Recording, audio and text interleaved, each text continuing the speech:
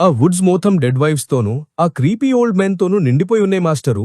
So ready అయిపోండి, ఎందుకంటే bikini season కి ముందు జరగాల్సిన మూవింగ్లో కమ్యూనిటీకి సపోర్ట్ చేసే వర్స్ట్ థింగ్ ఇప్పుడిక్కడ జరుగుతుంది. ఈ సీజన్లో ఇంకా కేవలం 2 ఎపిసోడ్స్ మాత్రమే మిగిలున్నాయి. అండ్ ప్రిపరేషన్స్ చూస్తుంటే నాకెందుకో ఇదొక అటర్ డిజాస్టర్ అవ్వబోతోంది అనిపిస్తోంది. ఇక్కడ మనం మాట్లాడుకోవాల్సినవి చాలా ఉన్నాయి. హెన్రీకి వచ్చే విజన్స్ గురించి, ఆ యెల్లో డ్రెస్ మ్యాన్ టాబితాతోని మాట్లాడిన చాట్ గురించి, ఫాతిమాలో వచ్చిన ట్రాన్స్ఫర్మేషన్ గురించి, అండ్ మన విక్టర్ గాడి నెవర్ ఎండింగ్ ఆప్టిమిజం గురించి. సో కంపల్సరీగా వీడియోని లైక్ చేసి ఛానల్కి సబ్స్క్రైబ్ చేసుకోండి. రాజర్ పరిస్థితి ఇప్పుడేం బాగోలేదన్నమాట. ఎపిసోడ్ 405లో ఆ నైట్మేర్ డాల్స్ అతన్ని అలా ముక్కలుగా రిప్స్ చేసినప్పటి నుండి, అండ్ ఆ తర్వాత మన సోఫియా ఒక చికెన్ ఎగ్ ని యూజ్ చేసి అతనికి రెజరెక్షన్ చేసినప్పటి నుండి ఈ టౌన్లో అతని టైం అయిపోయిందనే చెప్పాలి.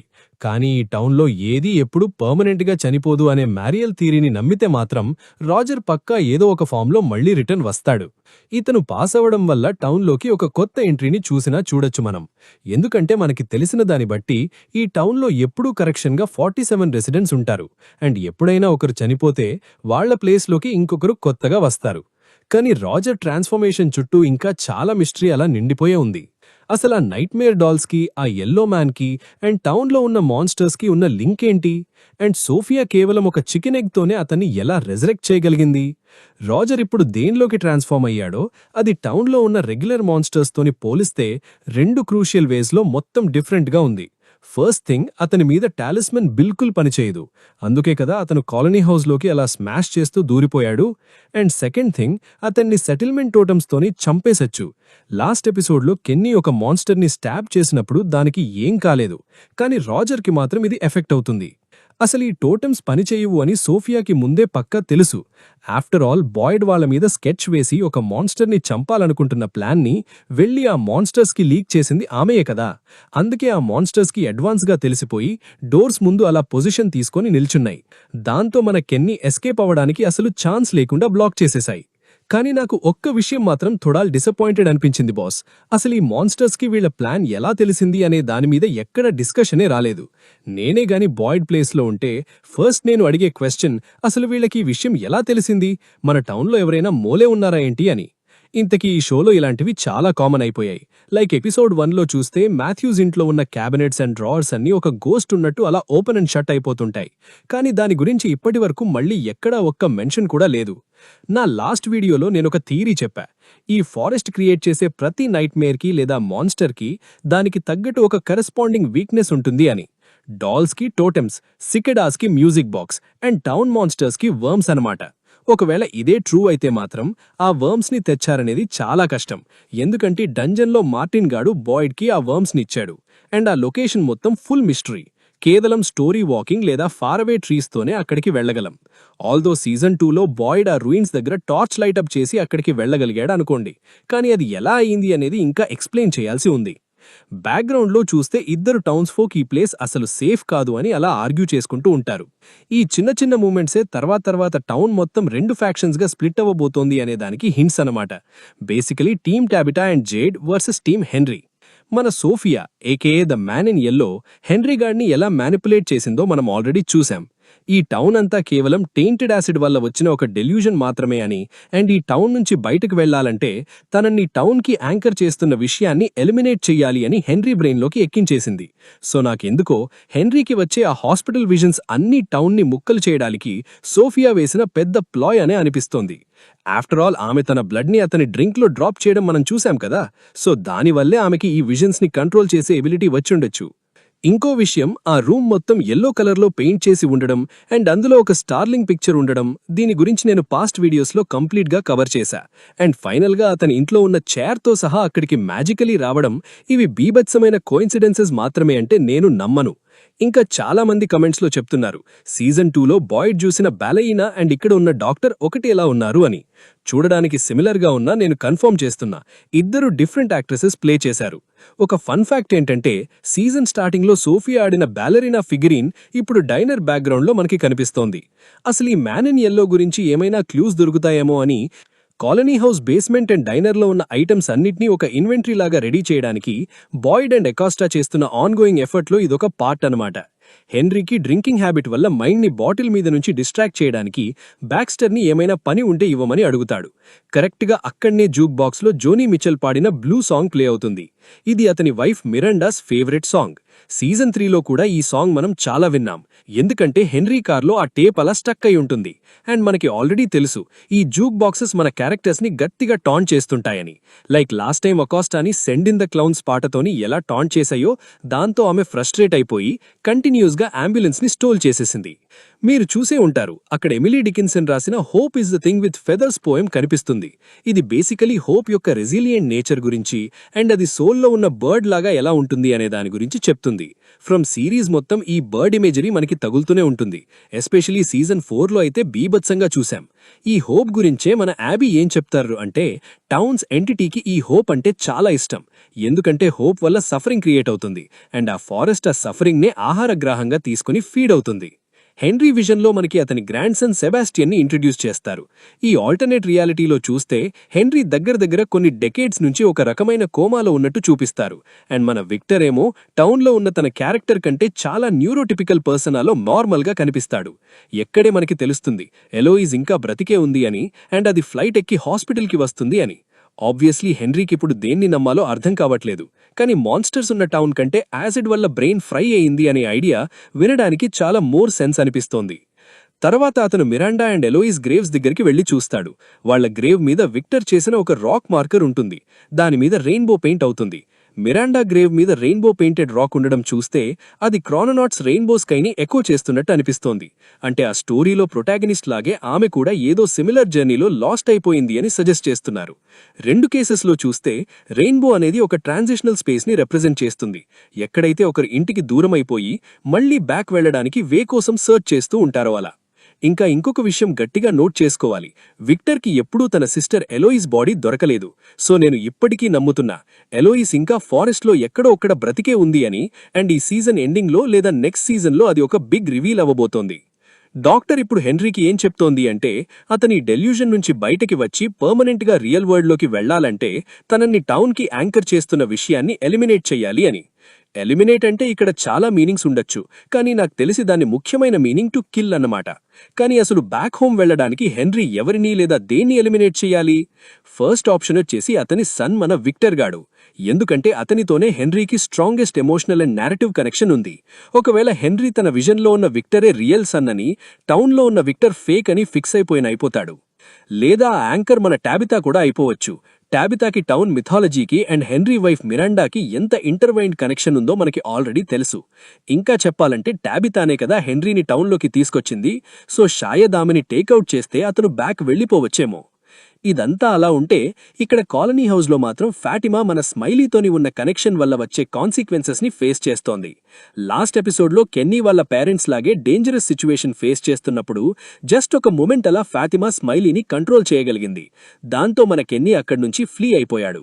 ఈ సీజన్ మొత్తం ఫాతిమా చెప్తూనే ఉంది, ఎప్పుడైతే ఆమె స్మైలీని బర్త్ చేసిందో అప్పట్నుంచి వాడితో ఒక బాండ్ షేర్ చేస్తుంది అని. ఇప్పుడు అదొక రకమైన టెదరింగ్ లాగా మేనిఫెస్ట్ అయిందన్నమాట. అంటే వాడేం ఫీల్ అవుతాడో ఆమెకి తెలుస్తుంది అండ్ ఆమె ఏం ఫీల్ అయితే వాడికి తెలుస్తుంది. కానీ ఈ కంట్రోల్ ఒరక్కనే రాలేదు మాస్టరు, దానికి పెద్ద ప్రైసే పే చేయాల్సొస్తుంది. ఫాతిమా తన స్టమక్ చూపిస్తుంది, అక్కడ మొత్తం డిస్కలర్డ్ స్పైడర్ వెయిన్స్తో నిండిపోయి ఉంటుంది. ఇప్పటివరకు మాత్రం దీనికి సీజన్స్ మొత్తం కనిపించే స్పైడర్ ఇమేజరీకి ఏమైనా కనెక్షన్ ఉందా లేదా అనే దానిమీద నో ఐడియా అమ్మాట. డెఫినెట్గా ఫాతిమా ఈ పవర్ని యూజ్ చేస్తున్నందుకు పే చేసే ప్రైసే ఇదైపోవచ్చు. ఇంకా ఈ పవర్ వల్ల మన క్రిస్టీ అండ్ మరియల్ మధ్య పెద్ద పాయింట్ ఆఫ్ కంటెన్షన్ స్టార్ట్ అవుతుంది. క్లినిక్లో ఉన్నప్పుడు మరియల్ ఒక ఐడియా తీసుకొస్తుంది, అరే మేబీ ఇదొక గుడ్ థింగే ఏమో అని. ఫాతిమా ఒకవేళ ఆ మాన్స్టర్స్లో ఒకణ్ణి కంట్రోల్ చేయగలిగితే దాని గురించి ఇంకా ఎక్స్ప్లోర్ చెయ్యాలి కదా. కానీ క్రిస్టీ అండ్ ఎల్లిస్ మాత్రం దీనికి విహిమెంట్లీ అగేన్స్ట్గా ఉంటారు. ఎందుకంటే ఈ ప్లేస్కి ఒక డార్క్ హిస్టరీ ఉంది. అడ్వాన్స్గా మనకేదో గుడ్ థింగ్ చేస్తున్నట్టు అనిపిస్తుంది, కానీ రియాలిటీలో మాత్రం ఎగ్జాక్ట్ ఆపోజిట్ జరుగుతుంది. ఫాతిమా కూడా తన పవర్స్ గురించి రీసెర్చ్ చేస్తే బాగున్ను అని తోడలా ఆలోచిస్తుంది. ఎల్లిస్తూనే అంటుంది, ఒకవేళ దీనివల్ల మనకి బయటికి వెళ్లే వే దొరికితే ఎందుకు ట్రై చేయకూడదు అని. కానీ ఎల్లిస్కి ఈ టౌన్ తన లవ్డ్ వన్స్ని ఏం చేస్తుందో ఆల్రెడీ బాగా తెలుసు. ఎందుకంటే చనిపోవడమే ఒక్కటే వే అవుట్ అని ఫిక్స్ అయిపోయి వాళ్ల మదరే కదా మొత్తం షూటింగ్ ర్యాంపేజ్ చేసింది.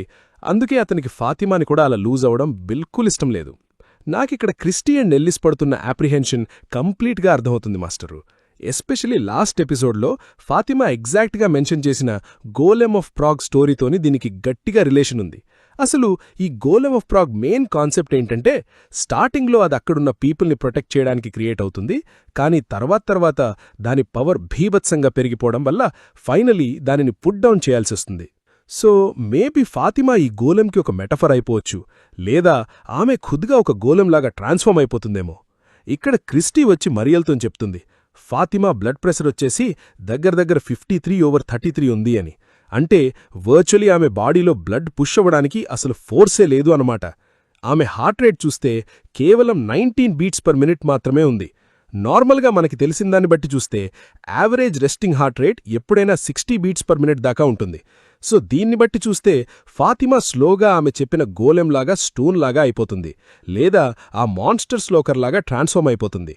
కానీ ఆమెకు స్మైలీతోనున్న కనెక్షన్ వల్ల టనల్ నుండి ఆ బోన్స్ని రిట్రీవ్ చేసే ప్లాన్లో ఫాతిమా ఇప్పుడు ఎక్స్ట్రీమ్లీ ఇంపార్టెంట్ అయిపోయింది. ఆమె పొటెన్షియలీ స్మైలీని టేకోవర్ చేసి వాడి మూవ్మెంట్స్ని ట్రాక్ చేయగలరు, కానీ దీనివల్ల ఆమె ఇంకా ఎంత కాస్ట్ పే చేయాల్సుంటుందనేది మనకు అస్సలు తెలీదు. కానీ నాకొచ్చిన మెయిన్ డౌట్ ఏంటంటే, ఒకవేళ రివర్స్లో స్మైలీగాని ఫాతిమాని టేకోవర్ చేస్తే, అమ్మో, అలాగాని జరిగితే మాత్రం డిస్ట్రక్టివ్ లెవెల్లో ఇన్సేన్ డ్యామేజ్ అయిపోతుంది బాస్. టౌన్ మొత్తం జేడ్ అండ్ టబితాయే క్రిస్టోఫర్ అండ్ మిరాండా యొక్క రీఇన్కార్నేషన్స్ అని తెలుసుకున్నాక మన విక్టర్ గాడు ఫాస్ట్గా డాట్స్ కనెక్టివిటీ చేసేసి ఈ సైకిల్ సర్వైవర్ పక్కా ఈథనే అని ఫిక్స్ అయిపోతాడు. ఈథన్ కూడా నేనే సర్వైవ్ అవుతానని స్ట్రాంగ్గా నమ్ముతాడు. అందుకే ఇప్పటినుండి ప్రిపేర్ అవ్వడం స్టార్ట్ చేస్తాడు. కరెక్ట్గా విక్టర్ లాగే ఈడు కూడా తనకి ఇష్టమైన వాళ్ల పిక్చర్స్ డ్రా చేయడం స్టార్ట్ చేస్తాడు, సో దాట్ తర్వాతెప్పుడైనా గిఫ్ట్ ఉంటుంది అని. తబితా కూడా సరేలే, దీనివల్ల ఈథన్ సేఫ్గా ఫీల్ అయితే అంతే చాలు అన్న ఐడియాని ఎంకరేజ్ చేస్తుంది. దాంతో వీళ్ళిద్దరూ కలిసి కాలనీ హౌస్కి వెళ్తారు, అండ్ అక్కడ్నే ఈథన్ అండ్ సోఫియా మధ్య ఫస్ట్ టైం రియల్ ఇంటరాక్షన్ జరుగుతుంది. ఆమె అతనికలా ఒక చిన్న వేవ్ ఇస్తుందన్నమాట. అసలు ఈ అమ్మాయే వాళ్ల ఫాదర్ని చంపడానికి మెయిన్ రెస్పాన్సిబుల్ అనే విషయం ఆలోచిస్తేనే తోడలా ఈరీగా అనిపిస్తుంది. ప్రాసెస్లో సోఫియా ఈ స్టోరీ మళ్లీ చూస్తూనే ఉంది కాబట్టి ఈ సైకిల్ సర్వైవర్ అసలు ఈథనేనా కాదా అనే ట్రూత్ ఆమెకి పక్కా ముందే తెలిసుంటుంది. సీజన్ 1లో ఒక పెద్ద మిస్టరీ ఏంటంటే, ఆ ఘోర మ్యాసెకర్ జరిగిన తర్వాత యంగ్ విక్టర్ ఒక్కడే ఎలా సర్వైవ్ అయ్యాడు అని. దీనికిక్కడ మనకి తోడల క్లారిటీ దొరుకుతుంది boss. The boy invite help లేకుండా అతనసలు సర్వైవ్ అయ్యేవాడే కాదు. ఆ బాయ్ ఇన్వైటే విక్టర్ని ఆ పీచ్ ట్రక్ దగ్గరికి తీసుకెళ్లారు, ఎక్కడైతే అతను ఇయర్స్ కేవలం క్యాండ్ పీచెస్ తింటూ బ్రతికేశాడు. సో పక్కా ఆ ట్రక్కే అతనికి షెల్టర్లాగా యూజ్ అయిందని మనం ఎస్యూమ్ చేసుకోవచ్చు. ఇక్కడ మన బాయ్ ఇన్వైట్ వచ్చి విక్టర్తోనంటాడు, నువ్వు సర్వైవ్ అవ్వరాలంటే నీకు గట్టిగా 3 థింగ్స్ కావాలి అని. కానీ కరెక్ట్గా ఈ సీన్లో మాత్రం మనకి కేవలం 2 విషయాలే తెలుస్తాయి. ఒకటి ఫుడ్ అండ్ ఇంకోటి తనని అలోన్గా ఉండకుండా చూసేవన్నమాట. కానీ ఇంతకీ ఆ థర్డ్ థింగ్ ఏంటి మాస్టరు? అది నార్మల్గా వాటర్ లాంటి సింపుల్ విషయమా, లేదా అతని సర్వైవల్కి చాలా ఇంటిగ్రల్గా ఉన్న ఏదో యునీక్ ఐటమా? స్టార్టింగ్ సీజన్ 1లో చూస్తే ఆ బాయ్ ఇన్వైట్ డైరెక్ట్గా ఈథన్ ముందే రివీల్ అవుతాడు. సో దీన్ని బట్టి చూస్తే ఈథన్ని పక్కా నెక్స్ట్ సర్వైవర్గా సెటప్ చేస్తున్నారని చెప్పాలి. ఇంకా మీలో ఎవరైనా నోటీస్ చేశారా, ఆ విక్టర్ మేక్ షిఫ్ట్గా యూజ్ చేసే ఆ క్యాన్ ఓపెనర్ చూడ్డానికి ఈరీగా మన టాలిస్మన్ లాగే ఉంది గదా? మోరోవర్ విక్టర్ వచ్చి ఈథన్కి ఏం సజెస్ట్ చేస్తాడంటే, ఒంటరితనం తగ్గాలంటే అలా వాల్స్తోనూ బాక్సెస్తోనూ అండ్ వాళ్ళ డెడ్ ఫ్యామిలీ మెంబర్స్ బట్టలు వేసుకునున్న మేక్ షిఫ్ట్ టెడ్డీబేర్స్తోనూ మాట్లాడమని చెప్తుంటాడు. ఆనెస్ట్లీ అసలు ఈ లోన్లీనెస్ టాపిక్ మొత్తం చూస్తుంటే నాకిప్పుడొక కొత్త డౌట్ వస్తుంది బాస్. నేను పాస్ట్ వీడియోస్లో థియరైజ్ చేసినట్టు అకోస్టా కాదు, యాక్చువల్లీ మన విక్టరే క్రోనోనాట్స్లో ఉన్న లోన్లీ డ్రాగన్ రోల్ ప్లే చేస్తున్నాడేవా అని గట్టిగా అనిపిస్తుంది బాస్. విక్టర్ అంటే లిటరల్గా ఏదో రెక్కలున్న డ్రాగన్ కాదనుకోండి, కానీ ఈథన్ బుక్లో ఉన్న లోన్లీ డ్రాగన్ లాగే ఈ స్టోరీలో అతని ఫంక్షన్ ఎగ్జాక్ట్గా అలాగే ఉంటుంది బాస్. బేసికలీ టార్గెట్ ఏంటంటే ఫగాటన్ ట్రెజర్స్ అన్ని సేఫ్గా దాచే ఒక లోన్లీ కీపర్ అన్నమాట. వీఏ తర్వాత ఎవరైనా ఈ ఫ్రామ్ టౌన్ నుండి బయటకు వెళ్లడానికి హెల్ప్ అవ్వచ్చు. చనిపోయిన వాళ్ల దగ్గర నుండి ఆబ్జెక్ట్స్ని కలెక్ట్ చేయమని ఆ బాయ్ ఇన్వైటే కదా విక్టర్కి చెప్పింది. డెకేడ్స్ అతను అలా ఐసోలేషన్లో బ్రతికేశాడు. అండ్ అతని డ్రాయింగ్స్ అన్నీ కలిపితే కోట్ అండ్ కోట్ ఒక మ్యాప్ లాగా యూజ్ అవ్వచ్చు. దీనితోనే మన క్రోనోనాట్స్కి బ్యాక్ హోమ్ వెళ్లేవే దొరుకుతుంది. ఇక్కడ మార్కెట్లో ఉన్న ఒక థియరీ ఏంటంటే, అతని డ్రాయింగ్స్ లేదా అతను కలెక్ట్ చేసిన ఆబ్జెక్ట్స్ అన్నీ కలిసి మన జూలీకి బుక్ మార్క్స్ లాగా యూజ్ అవ్వచ్చంట. దాంతోనే ఆమె స్పెసిఫిక్ పాయింట్స్ ఇన్ టైంకు స్టోరీ వాక్ చేయగలరు. సో అల్టిమేట్గా మన స్టోరీలో జూలియే రియల్ క్రోనోనాట్ అనమాట. దాంతో టబితాకి ఈ విక్టర్ లెసన్స్తోని గట్టిగా చిరాకొచ్చేసి నేను నిన్ను ఎప్పుడూ అలోన్గా వదలను అని ప్రామిస్ చేస్తుంది ఈథన్కి. ఈసారి పక్కా సీన్ డిఫరెంట్గా ఉంటుంది అని ఆమె స్ట్రాంగ్గా ఫిక్స్ అయిపోయింది. మిరాండాలాగా గుడ్డిగా కాకుండా టబిథా దగ్గర టౌన్ నుండి ఎస్కేప్ అవ్వడానికి కావాల్సిన ఆన్సర్స్ అన్నీ పర్ఫెక్ట్గా ఉన్నాయి. సో దీన్ని బట్టి చూస్తే టబిథాకి ఉన్న ప్రతి రీఇన్కార్నేషన్ ఈ టౌన్ నుండి ఎస్కేప్ అవ్వడానికి ఏదో ఒక కొత్తవేని స్ప్లిట్ చేస్తూ ఒకదాని మించి ఒకటి బిల్డప్ చేస్తూ వచ్చాయి. ఇప్పుడు మెయిన్ క్వశ్చన్ ఏంటంటే, ఈసారిన వీళ్లు పర్మనెంట్గా ఇక్కడి నుండి బయటికి వెళ్లగలరా? తబితా కేవలం ఆ చిల్డ్రన్ని మాత్రమే కాకుండా మన విక్టర్ని, ఈథన్ని అండ్ ఈ టౌన్ మొత్తాన్ని సేవ్ చేయగలదా? టబితా ఇంటికి రీచ్ అయ్యేసరికి అక్కడ ఫోన్ కంటిన్యూస్గా రింగ్ అవుతూ ఉంటుంది. లిఫ్ట్ చేసి చూస్తే ఆపోజిట్లో టబితా డెడ్ సన్ థామస్ మాట్లాడుతుంటాడు. ఐరానిక్గా ఈడు ఎలా చనిపోయాడు? జిమ్ అండ్ టబితా ఫోన్ కాల్లో డిస్ట్రాక్ట్ అయితేనప్పుడే కదా. అయినా థామస్ ఈ హౌస్కి ఫోన్ చేయడం ఇదే ఫస్ట్ టైం ఏం కాదు. నేను థామస్ అని నేమ్ని కొటేషన్ మార్క్స్లో యూజ్ చేస్తున్నాను, ఎందుకంటే ఇది పక్కా ఆ మ్యాన్ ఇన్ ఎల్లోగాడే అయిపోవచ్చు. వాడు ఆల్రెడీ జిమ్కి ఫోన్లో అండ్ రేడియోలో కాల్ చేసున్నాడు. ఇప్పుడు టబితాతోని ఏమంటున్నాడంటే, వెంటనే ఆర్వీ దగ్గరికి రావాలి, లేకపోతే జూలీని, ఈథన్ని హర్ట్ చేస్తా అని వార్నింగ్ ఇస్తున్నాడు. ఆ ఆర్వీ మొత్తాన్ని సోఫియా మాథ్యూస్ ఇంట్లోంచి పిక్ చేసుకున్న పిక్చర్స్తోనే డెకరేట్ చేసి పెట్టారు.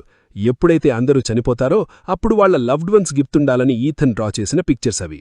కరెక్ట్గా అక్కడ్నే ఆమెకి ఆ మ్యాన్ ఇన్ ఎల్లోతోనే ఎన్కౌంటర్ జరుగుతుంది. ఎస్, ఆమె హస్బెండ్ని చంపిన ఆ డేంజరస్ మ్యాన్తోనే. ఎర్లియర్ ఇన్ ద ఎపిసోడ్ చూస్తే సోఫియా మన బాయిడ్ బిలాంగింగ్స్ మొత్తం సెతీస్ చేస్తుంది ఆ ఎల్లో సూట్ కోసం. అండ్ ఆమె క్లియర్గా బాయిడ్కి తెలియాలనే అనుకుంది ఎవరో రూంలోకొచ్చి వెళ్లారు అని. ఈజీగా తమ్ముడు నన్నీ వచ్చిన చోటే పెట్టేయిచ్చేమో, కానీ రూమ్ని మొత్తం ఒక భీభత్సమైన డిజాస్టర్ లాగా వదిలేసింది. నాకింకొక డౌట్ కూడా వస్తుంది, ఆమె ఇంకా ఏమైనా తీసుకుందా దీనితో పాటు? మనకి కేవలం సోఫియా ఆ బ్యాక్ ప్యాక్ని క్యారీ చేస్తూ బ్యాక్ రావడమే చూపిస్తారు. అండ్ శారాతోనేమో నేను కొన్ని క్లాత్స్ తీసుకున్నా అని చెప్తుంది. కానీ మనకి తెలుసుగదా బాస్, బాయిడ్ రూమ్లో ఇంకా చాలా డేంజరస్ ఐటమ్స్ ఉన్నాయని. ఫర్ ఎగ్జాంపుల్, ఫ్లోర్ కింద హిడెన్గా ఉంచిన టౌన్స్ బుల్లెట్స్ గురించి ఆమెకి ఏమైనా ఐడియా ఉందా అసలు? అండ్ దీనితో పాటు ఆమె ఆ బ్లూ మగ్ని స్మెల్ చేసే ఒక క్విక్ షాట్ గురించి కూడా మాట్లాడుకోవాలి. లాస్ట్ ఎపిసోడ్లో కూడా ఆమె చికెన్ ఎగ్తో దగ్గర ఇలాంటిదే ఏదో చేసింది. ఈ టౌన్కి అవుట్ సైడ్ వరల్డ్తో అస్సలు యాక్సెస్ లేదు కాబట్టి ఇక్కడ ఆబ్జెక్ట్స్కి అండ్ హ్యాండ్ డౌన్స్కి చాలా హై ఇంపార్టెన్స్ ఇస్తారు. థింగ్స్ని కంపల్సరీగా రీయూజ్ చేయాల్సిందే. ప్రతి చిన్న ఐటమ్ని స్టోర్ చేసి దాచేస్తుంటారు, ఈవెన్ లూజ్ మెటీరియల్స్ని కూడా. అండ్ యంగ్ విక్టర్కి చనిపోయిన వాళ్ల దగ్గర నుండి ఆబ్జెక్ట్స్ని కలెక్ట్ చేయమని చెప్పింది ఆ బాయ్ ఇన్ వైటే కదా. ఒకవేళ సోఫియా తన స్మెల్ పవర్ని యూజ్ చేసి ఇంపార్టెంట్ ఆబ్జెక్ట్స్ని డిటెక్ట్ చేస్తుందేమో, లైక్ దాని హిస్టరీ ఏంటి, దాన్ని ఎవరు టచ్ చేశారు లేదా యూజ్ చేశారు అనేది ఆమె స్మెల్తోనే డీకోడ్ చేస్తుందేమో. ఈ మ్యాన్ ఇన్ ఎల్లోకి ఉన్న ఎవర్ ఎక్స్పాండింగ్ లిస్ట్ ఆఫ్ పవర్స్లో ఇది పక్కా ఇంకొక కొత్త మిస్టరీ మాస్టర్. సోఫియా డిస్గైజ్ని ప్రొటెక్ట్ చేసుకోవడానికి ఆమె ఇప్పుడు ఆ మ్యాన్ ఇన్ ఎల్లో ఫామ్ని తీసుకుందనమాట. ఆమె టబితాని బ్రతకానిస్తుంది అనే విషయం వాడికి ముందే తెలుసు కాబట్టి తనే సోఫియా అనే ట్రూత్ టబితాకి తెలియకూడదని వాడలా ప్లాన్ చేశాడు. అండ్ వీళ్ళిద్దరి ఎక్స్చేంజ్ నుండి బయటకొచ్చిన మోస్ట్ ఇంపార్టెంట్ థింగ్ ఏంటంటే, ఆ మ్యాన్ ఇన్ ఎల్లోకి టబితా బ్రతికే ఉండాలంట, లేకపోతే ఈజీగా ఆమెను ఇక్కడే చంపేసేవాడు కదా బాస్. దాన్ని బట్టి చూస్తే ఫ్యూచర్లో టబితా చేయబోయే యాక్షన్స్ ఆ మ్యాన్ ఇన్ ఎల్లో వేసిన బిగ్ ప్లాన్కి చాలా వైటల్ అనే చెప్పాలి. యంగ్ జేడ్ చెప్పిన దాన్ని బట్టి మనకేం తెలుస్తుందంటే, టాబితా అండ్ జేడ్ ఇద్దరూ ముందు ఘోర గ్రూసమ్ డెత్స్ని ఫేస్ చేయబోతున్నారు. టాబితాని ఆ మ్యాన్ ఇన్ ఎల్లోగాడే చేస్తాడు. అందుకే వాడంటాడు, I wouldn't dream of killing you, not yet అని. ఎగ్జాక్ట్గా వాడు చంపిన మిరాండాకి పట్టిన గతే టాబితాకి కూడా పడుతుందన్నమాట. ఇంకోవైపే మన జేడ్గాడు చూస్తే వాడు టౌన్ చేతిలో చనిపోతాడు. సో మనం గట్టిగా అజ్యూమ్ చేసుకోవచ్చు, ఆ చిల్డ్రన్ బోన్స్తోని అండ్ ఆ ట్రీని టేర్ డౌన్ చేయడానికి వీళ్ళేసుకుంటున్న స్కెచ్ మొత్తం కంప్లీట్గా బ్యాక్ ఫైర్ అవ్వబోతోంది. అండ్ టౌన్ మొత్తం వీళ్లకి అగెయిన్స్ట్గా టర్న్ అయిపోతుంది. అబ్సల్యూట్గా ఆ మ్యాన్ ఇన్ ఎల్లోకి కావాల్సింది కూడా ఇదే.